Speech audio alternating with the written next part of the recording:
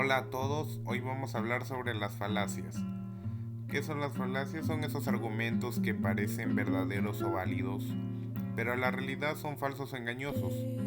Según el diccionario, una falacia es un engaño, fraude o mentira para hacer daño a algo o a alguien.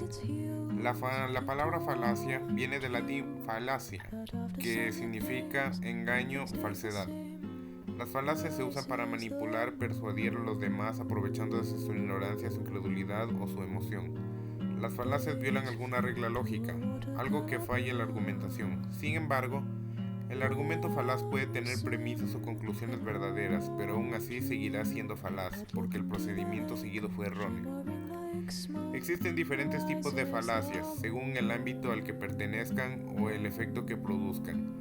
Algunos de los tipos más comunes son falacias formales, que son aquellas que tienen un error en la estructura o la forma del argumento, es decir, la relación entre las premisas y la conclusión es inválida. Por ejemplo, el caso de negar el antecedente o afirmar el consecuente. Y también tenemos las falacias informales. Son aquellas que tienen un error en el contenido o en el contexto del argumento, es decir, la información que se usa es falsa, irrelevante o insuficiente. Por ejemplo, el caso de apelar a la autoridad, a la ignorancia o la emoción. Las falacias pueden encontrarse en diferentes campos del saber, como la matemática, la física, la filosofía, la literatura, el arte, la política y la religión. Algunos ejemplos de estas falacias famosas son la falacia del hombre de paja, que consiste en tergiversar o exagerar la posición del adversario para hacerla más fácil o atacar o refutar. Por ejemplo, si alguien dice, estoy a favor de la legalización del aborto y otro puede responder, entonces quieres matar a todos los bebés. También tenemos la falacia de la pendiente resbaladiza, que consiste en afirmar que una acción o decisión conllevará inevitablemente a una serie de consecuencias negativas o catastróficas, sin mostrar evidencia o casualidad. Por ejemplo, si alguien dice, si legalizamos el matrimonio homosexual, pronto se podrá casar con animales o objetos.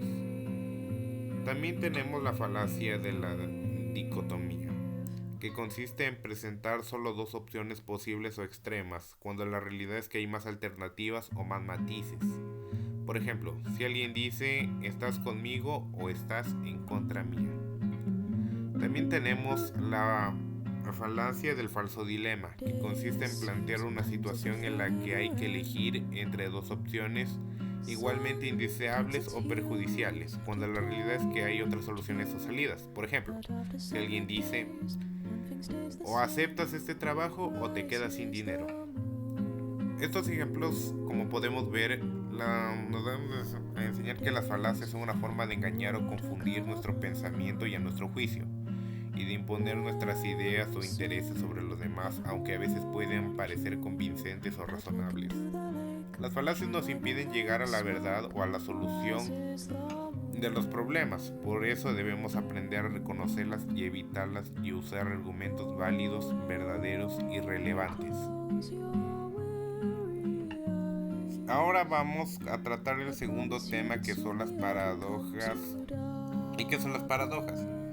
Son esas situaciones o ideas que parecen contradecir la lógica o el sentido común, pero que encierran algún significado o verdad oculta.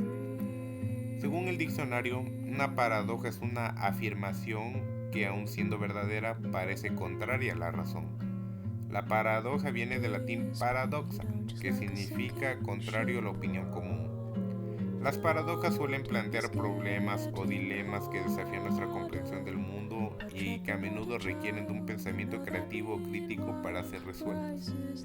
Existen diferentes tipos de paradojas según el ámbito al que pertenezcan o el efecto que produzcan. Algunos de los tipos de paradojas más comunes suelen ser las paradojas verídicas, que son aquellas que son verificables, pero que poseen un aire de absurdidad o de contradicción a los propios términos.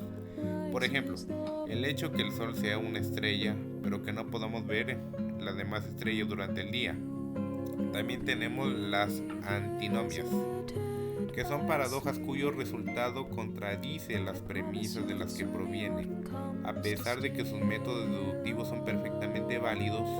Por ejemplo, el famoso argumento de Russell sobre el conjunto de todos los conjuntos que no se contienen a sí mismos.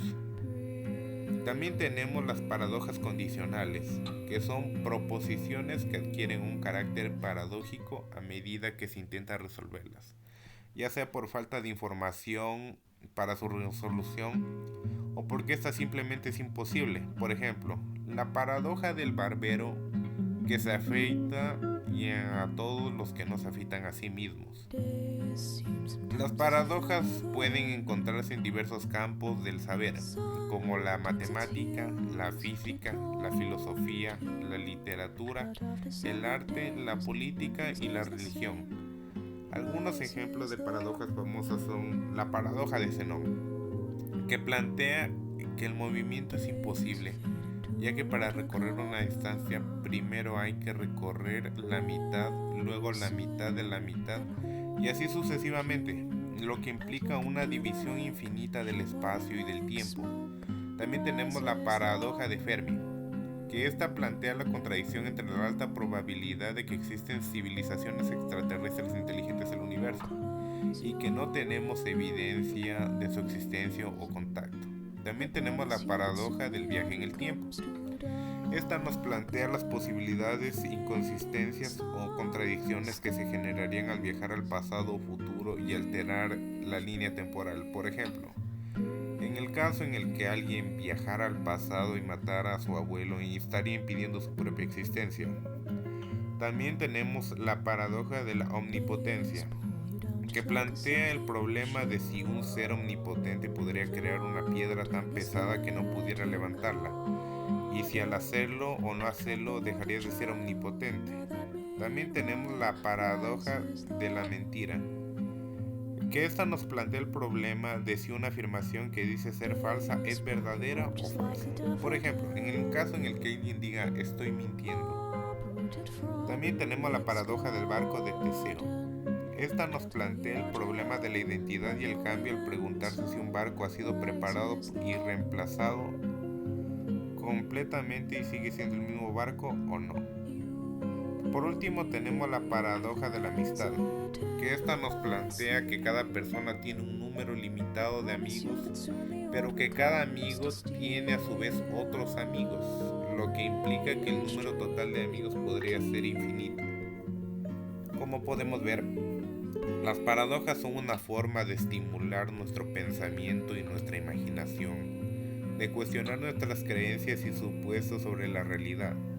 Aunque a veces puedan parecer absurdas o imposibles, las paradojas realmente nos invitan a buscar soluciones creativas, nos ayudan a ampliar nuestros horizontes y a descubrir nuevas perspectivas y posibilidades.